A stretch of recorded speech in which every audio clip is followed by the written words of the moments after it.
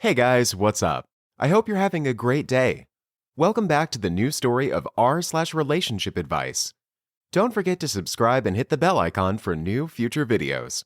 Let's get started. Cheers. Stories in today's video. 1. AITA for not wanting my 23F, dad, 49M, to bring his mistress to my future life events.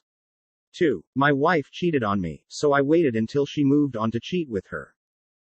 My father, 49M, and I, 23F, don't have the best relationship, but it has gotten notably worse since he and my mother, 49F, got divorced in September last year.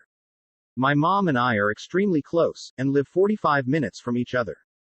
My dad lives in a different state than us. My mom only moved to my state after the divorce, because she couldn't continue to afford to live in the state she was in, though she loved it there.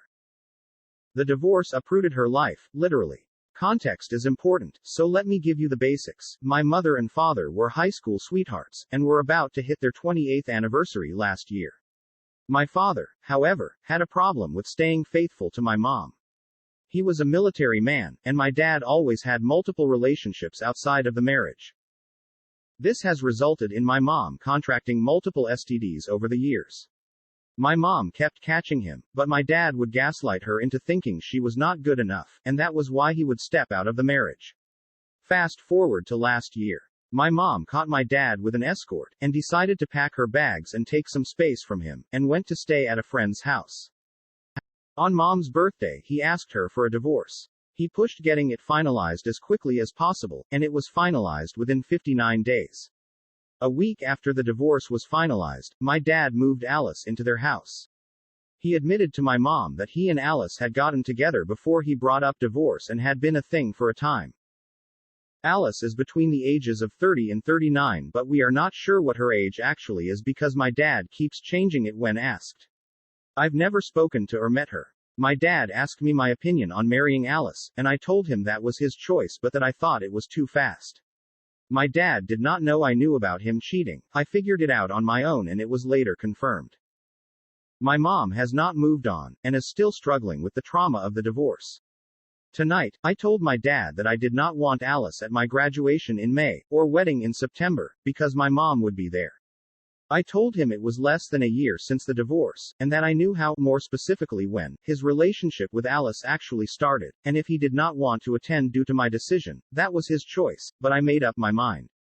My dad told me it's not fair I'm excluding people that are part of his life, and that it was not my choice, and that he was trying to be open and honest with his intentions. AITA for not wanting Alice present at these events. ETA. I'm an only child. My dad has a vasectomy when I was 5. Alice has no children that I know of. Here's another situation with the same story. Throwaway because I don't want this to come back to me. I am getting married soon and I have not invited my father or his mistress. He cheated on my mother and essentially screwed her over. I want nothing to do with that person I sadly have to call human and a father. He spent my goddamn college fund, which was almost 80% of my mother's money, on his mistress and has only called me for money despite having a bunch of his own, knowing we were barely surviving just so he could belittle us. He has always expected things in life without doing the heavy work, and my grandmother encourages it, which is why he grew up to be a deadbeat father and entitled. I got a phone call from him expecting a wedding invitation. I laughed, said no, and then hung up. Less than an hour later my grandmother called to chew me out and said I was being an ungrateful and spiteful brat. I almost choked on the food I was eating when hearing this. I can agree it was spiteful to laugh at him, but he laughed at me for years and nobody cared, but when I laughed at him one time they acted like I murdered someone or something. Now my dad's family is on my case about being rude. I wanted to know if I was being spiteful or ungrateful. Grateful. Grateful. Grateful. Grateful. I was dating this woman exclusively and were in a committed relationship. She had started into this relationship with a bit of trepidation. She had told me that anyone she dates lasts 3 weeks and she's on to the next one because the guys manage to do something within that time to have them go their separate ways. This was validated by her friends who didn't want to get too close to me because they knew I'd be gone soon. She was a divorced mom with a bubbly personality and easily fun to be around. I survived the initial 3-week period and her friends warmed up to me. We were with each other every minute we could get. Weekends were all about going to see friends of our play bars and events around town, drinking, dancing, joking, teasing, obnoxiously making out, and going home to sleep. She had finally got to a point of accepting me as a loyal partner who didn't screw up by talking to other women. After nearly 2 years together, she was coming to a point in her life where she had to make a decision to find a new job. She had been unemployed for a while and her house was getting to the point of being a huge liability. She had spoken to a lifelong friend of hers that said that there are plenty of jobs in her field in Phoenix, Arizona. It was a big move from Buffalo, New York, but she wanted change. On Easter of that year, she left and moved to Phoenix. My soft heart said I'll be there in November because I loved her. We never had a crossed moment and always talked. A few months later, I went down to visit and see if I'd like the new city. We immediately went back into the honeymoon phase and my short vacation was just about over. I met her coworkers and thought them to be cool, that they were going to look out for her until I came back permanently. The end of October, beginning of November rolls around and I'm driving cross country to live with her and her 2 teenage daughters. Everything is great. It's the first time we ever cohabited together. We had to adjust to each other's habits. I was a hardcore gamer and my game of choice was Madden. I played religiously, and that month together was a learning curve. In the time I was with her, I didn't know she was on 2 types of meds, one Chantix, spelling, to quit smoking, and the other an antidepressant. She was not taking them like she was supposed to. Well, she began self-medicating with alcohol and cigarettes. I discovered her budgeting skills were horrendous. We lived in a place she picked out that was too much just for her salary and that didn't include gas or groceries. I'd pleaded for her to go grocery shopping with me and to bring the kids. Well, that was one of the potential arguments we had. Another was spending money in Starbucks as opposed to making it at home. $20 a day at a coffee shop for 3 people followed by lunch and dinner outside was not being economical. We lived in a huge house. I was doing the cooking and groceries as well as looking for a new job. This house made it that we could sit in opposite sides of the house without seeing each other. The major argument we had was over a bottle of wine. I had bought a huge bottle to cook with. I was frantically looking for it. I'm known to be forgetful, but I knew where I had placed it. I asked her in the nicest and loving tone if she had seen it. She proceeded to go to the garbage can and asked if it was what was in the trash. I flipped out. One of the reasons I flipped out is because I came from an alcoholic household where this type of behavior was a constant even when under lock and key. She also grew up in an alcoholic family where her mom was a bad one, which led to more than half of the things that went on in her life. This event that occurred between us caused me to shut down. When I shut down, I can't talk because it's going to be vicious. I need my cool down period. But neither one of us was budging. It took nearly 2 weeks before we were on speaking terms. In the next month, it was my birthday. We were getting back to being a couple. That night, her daughters had an event and we went. I didn't want to upset her when all I wanted to do was spend my day dancing and having a drink. Well, by the time the kids' event was over and we dropped them home, the kids wanted to go with us. It was 11 p.m. I'm getting upset because I wanted my one drink before midnight with her. We got to the bar at 11:55 p.m. She started saying how tired she was, etc. We had that drink and a few dances, then she bumps in some female she knows. They converse for an hour without even introducing me. When that ended, I was, "Who's that?" She proceeded to tell me that it was the girlfriend of the maintenance guy's son. I asked her why didn't she introduce me. She said she didn't think of it. Well, we went home. We didn't have birthday X, which was shocking. Instead, I went to sleep with a practical stranger.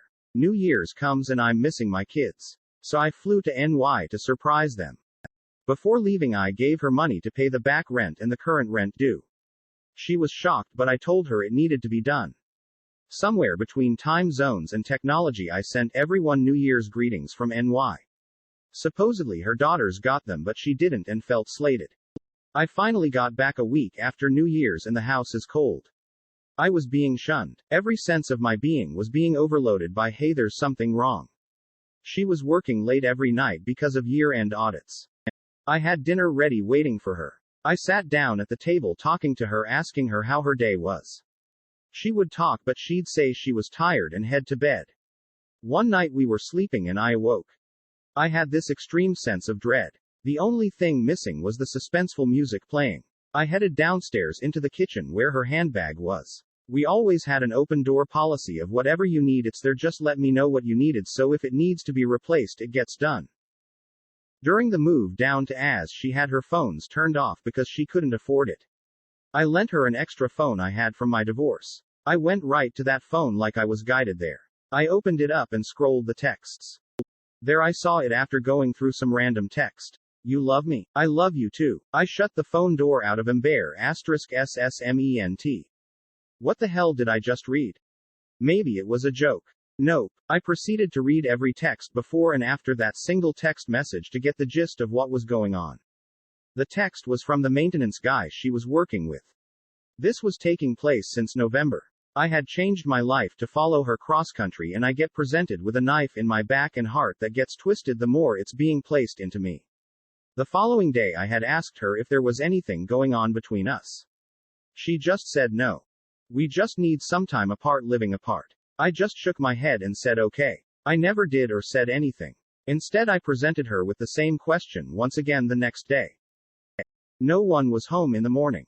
Instead, I just calmly looked in her eyes and said, is there anyone or anything that needs to be said? We are adults. I'm a big boy. If there is anything, please say it. She blank-eyed stared me and said no. I returned back to her. Wow. Really? Nothing? She was given the option to come clean and said once again no. I told her in one sure tone, you are so full of sh*t. She stared at me in bewilderment. I told her I looked at the phone and read the text and she had 2 times to come clean. She finally responded back with a yes and then said it was all because of me. That I didn't have a job, which was true, but I had a few grand saved up, yet she didn't have a car. She used mine. She had no phone. She used mine. She couldn't pay bills, yet I paid them. I then proceeded to tell her that if I'm so bad, to do it with me. I took my car and phone and said you can go to work but not in my car, and she could call a taxi or a friend but not with my phone. I presented her with this question. If I'm such a stranger living here, then those 2 months of rent I gave you before I left to go NY, consider me paid up on my half of the rent until the end of January. I eventually moved out by January. I got a place of my own. I struggled, but I kept my dignity even when she had failed to pay bills and the TV and electric was shut off, and I lived like that in the dark. My unintentional revenge was we decided to talk over drinks. We ended up naked and drunk and had s*x even though she was with this new guy. I marked her up real bad for a long time. I knew what I was doing. I had the intention of every time you look at your woman, remember that I did that. Also that I could do that anytime that I wanted. That was mine before it was yours. But I knew that if it came back, I'd toss it away. It's just a toy now. I know it sounds bad, but when anyone does something that's life-changing for another, it's a big deal. But when you treat it like anything less than gold, then and only then everything that is associated with it is worthless, including the person. Since 2010 I've been single and dated so many women in those years. I've met some remarkable women that make me want to be a better person, but also met women who I wish I could get my time back. The lesson I've learned from all this is trust my gut.